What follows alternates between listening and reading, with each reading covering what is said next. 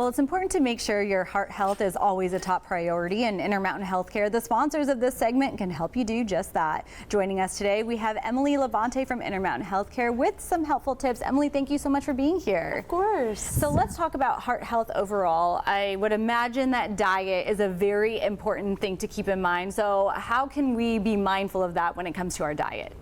Diet is something that's very particularly important for our heart health. Typically, you want to stick with a low-fat diet, high protein, lean meats, lots of fruits and vegetables, trying to not add any salt or sugar into your diet. Typically, I'll say avoid drinking your calories, avoid those high sugary sodas and those sorts of things. But high in protein, lean protein, and lots of fruits and vegetables. Protein, fruits, and veggies, you can't go wrong with that, right? That's and right. Also, in addition to that, let's talk about working out and exercise and cardio activities. How often should you be doing that a week to maintain a healthy and happy heart? So the American Heart Association recommends either 75 minutes of vigorous intensity activity a week, kind of spaced out throughout the week, or 150 minutes of moderate intensity activity spaced throughout the week.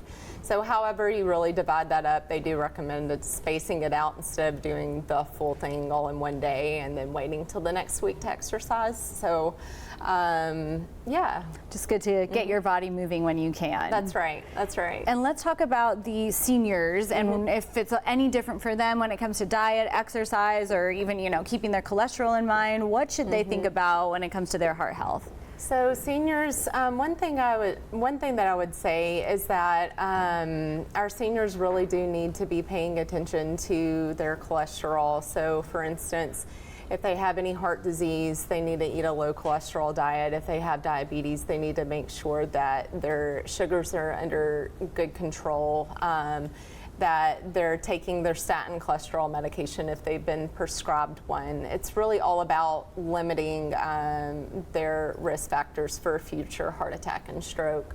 So age in and of itself is a risk factor. So keeping the cholesterol under control is really important. Keeping diabetes under control and blood pressure under control are really important. Also, the thing is limiting the amount of caffeine. And our patients, our elderly or our senior patients, those that are smokers, it's particularly difficult for those patients to stop smoking because it's been a habit for likely a long time. Yeah.